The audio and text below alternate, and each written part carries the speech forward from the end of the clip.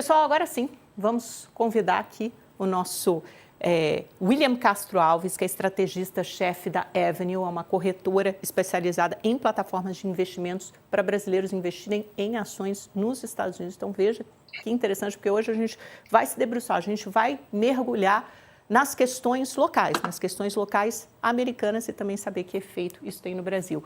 William, muito bem-vindo, bom dia, obrigada pela sua presença no Mercado Aberto. Quero começar te perguntando sobre esse tema da minha abertura, quer dizer, essa crise fiscal que se impõe aí nos Estados Unidos, a gente conhece bem esse cenário no Brasil, essa proposta de corte de impostos do Trump, né, e de redução de gastos que, na percepção de muitos economistas, se mostra insuficiente, deve aprofundar o déficit público. Eu queria que você relatasse um pouco isso para a gente e se isso, de fato, desperta preocupações sobre a sustentabilidade no longo prazo das contas públicas e da dívida americana. Muito bom dia, Amanda, e para quem está nos assistindo, um prazer estar aqui falando contigo, obrigado pela oportunidade. O que eu ia dizer é que essa não é uma exclusividade dos Estados Unidos. Essa questão fiscal, ela é presente hoje no Japão, ela é presente na França, ela é presente no Brasil. Eu acho que, e cada vez mais você tem tido uma menor leniência do mercado e aceitação do mercado a países rodarem suas contas fiscais em déficits, né? E isso não é diferente aqui nos Estados Unidos, né? A gente tem visto a taxa de juros de longo prazo do Japão, japonesa também subindo, chamando a atenção do mercado. No Brasil, o fiscal acabou fazendo preço no câmbio, a gente sabe disso. E aqui nos Estados Unidos não é diferente. O Donald Trump e o Scott Bessent, desde que o Scott Bessent assumiu, desde que o Trump assumiu, né, essa administração, eles sempre comentaram a intenção deles de reduzirem, né, o déficit PIB, a relação de gasto do governo proporcionalmente ao PIB, para a casa de 3%. Ela estava rodando lá perto de 6%, reduzir pela metade. Não é uma atividade, não é algo fácil de se fazer. Eu tive recentemente em Omaha, no Nebraska, e o próprio Warren Buffett falou, olha, isso é uma coisa que tem que ser feita. Eu não gostaria de fazer, mas tem que ser feita, né?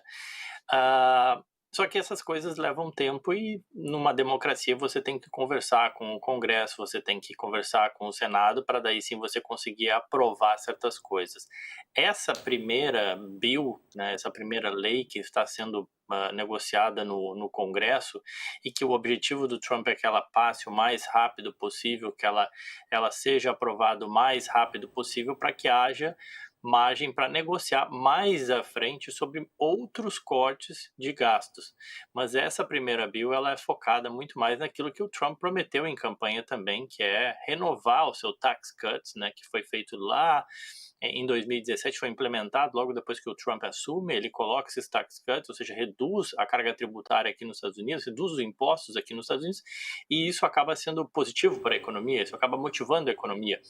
Dado que hoje o Trump vem atacando, e muita gente acha que às vezes as coisas são um pouco aleatórias, mas não, existe um plano, né? O tax cut, ele vem junto também com as tarifas, né? Então, ou seja, você perde receita por um lado, nessa bill há já a proposta de cortes de gastos que sim estão sendo insuficientes, vistas como insuficientes pelo mercado, não é à toa que as curvas de juros vêm reagindo a isso, mas você compõe um pouco dessa perda de receita que você tem com as tarifas que o Trump já anunciou. E joga um pouco para frente a questão de você negociar outros cortes, que, de novo, não são tão simples de você fazer, né? Você retirar benefício e gastar menos no militar. Não é à toa que o Trump foi à Ucrânia, né? Tentando não a Ucrânia, não só a Ucrânia, mas a Rússia tentando arrumar ali um cessar-fogo, alguma coisa, e já antecipou para a Europa que vai cada vez investir menos e gastar menos com a segurança da própria Europa, né? Que é exatamente isso, para reduzir o déficit. Acho que assim, um ponto importante aqui é que essa administração ela tem a consciência e ela já vem falando dessa questão do déficit. Se você olhar, voltar no tempo, durante a administração Biden, pouco se falou disso, né? O Biden ele assume, já passada a pandemia, ele aprova um pacote fiscal de mais de 1 trilhão de gastos do governo. 20% dos empregos que eram criados aqui nos Estados Unidos nos últimos 2 anos vinham sendo empregos do governo. Então, para isso que o Donald Trump implementa o DOGE, o Departamento de Eficiência. Então, as coisas estão sendo feitas, mas obviamente que leva algum tempo, e aí nesse meio tempo o mercado vai reagindo. Eu fico imaginando sempre, William, se mudou muito a visão que o mercado tem do Donald Trump, né? Porque eles imaginavam que fosse chegar alguém falando assim de desregulamentação da economia, que os mercados fossem bombar, que ia fazer esse ajuste fiscal forte. E algumas premissas estão sendo desmontadas. Você teve uma guerra tarifária que jogou os Estados Unidos todos numa grande incerteza, uma economia que vinha crescendo a 2,8%, 2,9% há muito tempo, que vai, há alguns anos, né, que vai necessariamente se desacelerar. E o ajuste fiscal, por mais que você faça o Departamento de Eficiência Governamental do Elon Musk, os resultados são tímidos, né? Assim, são bem magros. A mesma coisa dessa tax bill e até mesmo das tarifas, com o que você vai conseguir arrecadar efetivamente, isso vai depender dos acordos comerciais que forem fechados com os países. Então, fico imaginando se essa visão que o mercado tinha, que o Donald Trump ia ser tão amigável para os negócios, para o ambiente econômico, se isso não está mudando de alguma forma. Eu diria que assim, o Donald Trump, toda a plataforma dele de campanha, ele falou que ele ia tarifar, que ele ia implementar tarifas nos países, e para isso ele foi eleito. Obviamente que muita gente duvidava da magnitude, né, que ele iria fazer, olhava para o Trump 1 e via como uma proxy daquilo que foi feito. Imaginava que ele iria fazer algo semelhante. Dessa vez ele fez com um grau muito maior, uma intensidade muito maior, e isso gerou essa turbulência no mercado. Agora, a meu ver, assim, se você pensar, assim, o mercado ele foi do céu ao inferno, né? Ou seja, o Trump ele é eleito, tinha toda essa plataforma do excepcionalismo americano, tax cut, aumentar a produtividade e a América ia crescer, e aí foi para o outro espectro, onde recessão global, recessão nos Estados Unidos, e eu acho que não é nem tanto ao céu, nem tanto ao inferno, né? Eu acho que é um meio termo. Acho que a grande resposta disso você vê no S&P, o S&P 500, né, o principal índice da Bolsa Americana, voltando já perto das suas máximas, apesar de todo esse imbróglio tarifário não ter sido totalmente resolvido, mas é que ficou mais claro que não é uma política aleatória de sair tarifando e gerando inimigos pelo mundo. Existe um plano.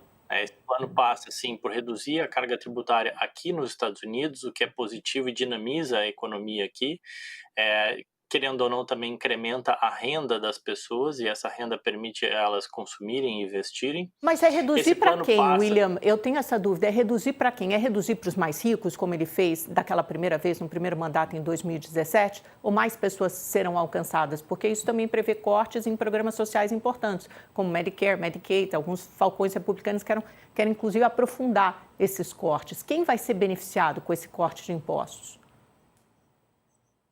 Eu vejo que o Trump, no primeiro mandato, ele foi eleito falando que ia acabar com o Obamacare, e acabou não conseguindo acabar com isso.